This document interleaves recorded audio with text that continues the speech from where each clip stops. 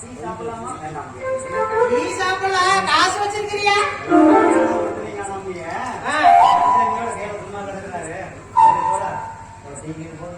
அவரு உன்னோட சேர்ந்த ஒரே ஹோட்டல் வந்து மட்டன் தானே, அது கடலைத்தான் சொல்லு. எனக்கு காசு கொடுத்துருக்குது. சீக்கிரமா உயிர் வர மாதிரி ஒரு டீ ஒன்று போட்டு அது மருந்து கடைக்கு தான் தேடி போகணும்னா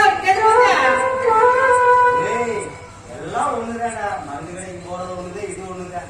போடா போடா போடா போடா. சரி, இது வரைக்கும் 875 ரூபாய் பாக்கி இருக்குது.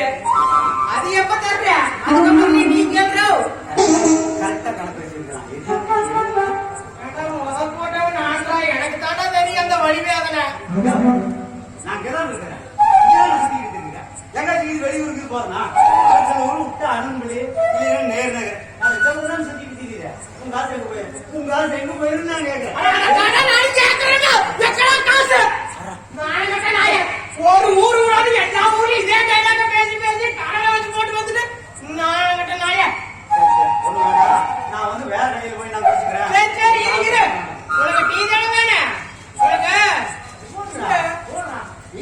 இங்க போன் அடிக்க மாட்டேங்குது. அது பேர் அது எனக்கு தெரியும்.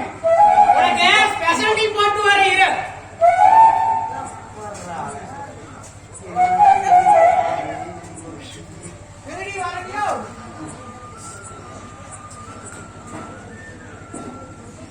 ஹலோ, சொல்லுங்க.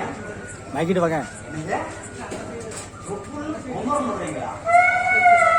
இல்லை, ஒவ்வொரு முறைக்கு எத்தனையோ இடம் இருக்குது, எங்கெங்கேயே இருக்குது. ஏட்டா அங்கெல்லாம் சொல்லி விடுங்களாடா? தொப்புளியே தான் உலக பொங்கறத. அப்படி என்னடா இருக்கு தொப்புல? ஏடா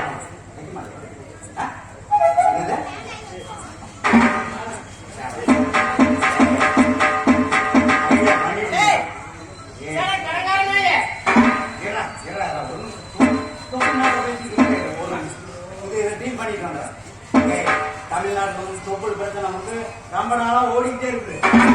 இந்த வந்து ஹைகோர்ட்ல போட்டாங்க இந்த தொப்புள் பிரச்சனை